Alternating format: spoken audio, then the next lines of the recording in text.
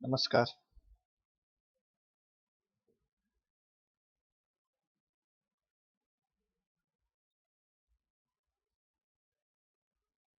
नमस्कार. आताच 11 मार्चचं public notice झालेली आहे, पब्लिश झालेली आहे. त्याच्यामध्ये deputy director exams NTA national testing एजन्सीने दिलेलं आहे. ते माहितीसाठी मी तुम्हाला सांगतोय.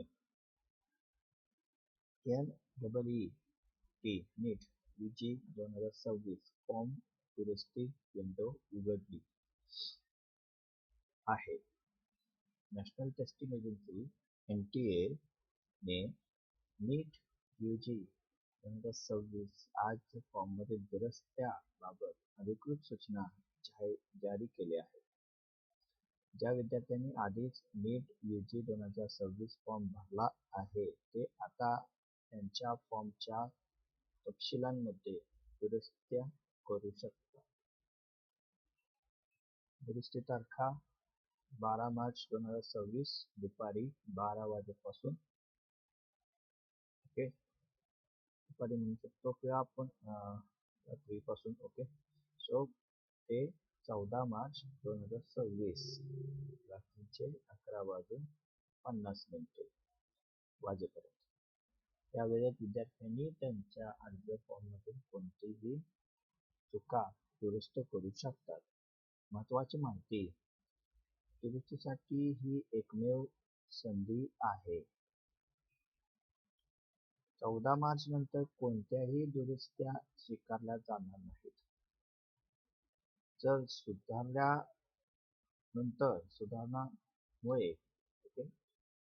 शुल्कात बदल झाला तर अतिरिक्त शुल्क आकारले जाऊ शकतात. नीट UG 2026 परीक्षेची तारीख 3 मे 2026.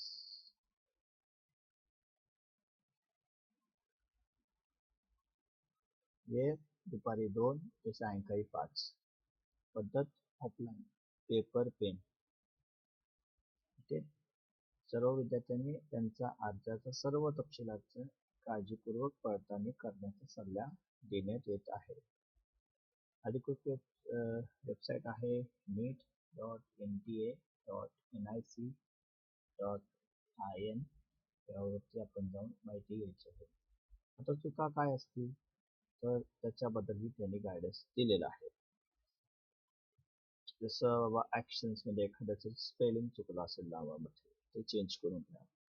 म्हणजे जे 10वीच्या मार्कशीटवरती आहे ज्या पद्धतीचं स्पेलिंग विद्यार्थ्याचं नावाचं आहे, वडिलांच्या नावाचं आहे, आईच्या नावाचं आहे, तेच तिथं डिस्प्ले झालं पाहिजे. मग त्यामध्ये ते चेंज ॲड फील्ड वगैरे करू शकतात. ॲड वगैरे काय करू शकतात, एज्युकेशनल क्वालिफिकेशन, 10वीचं मार्कशीट, 12वीचं मार्कशीट, डिटेल्स, ती शाळा जी आहे ती कुठे झाली, कधी झाली, बरोबर, ते साल, वर्ष, कोणत्या बोर्डच्या अंडर झाली, स्टेट, UT, 12वी पास आहे का, पेरिंग आहे का, कॅटेगरी कोणती येते, ओके, सब कॅटेगरी कोणती, signature, number of attempts of NEET, महत्वाचं म्हणजे male, female. Okay, candidate shall allow to change these two fields on their permanent and present address. Examination city selection करण्यासाठी, medium of the examination देण्यासाठी हे खूप अत्यंत गरजेचं आहे. नॅशनल लेवलला होणारी परीक्षा आहे त्यामुळे ह्या गोष्टी खूप महत्त्वाच्या. भाषा निवडणं. Okay, candidate shall be allowed to change identity detail only for the candidate who registered with the identity other than Aadhaar.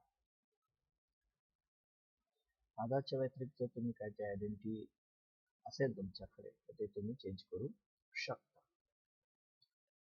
If there an impact on fees, additional fee will be charged as applicable.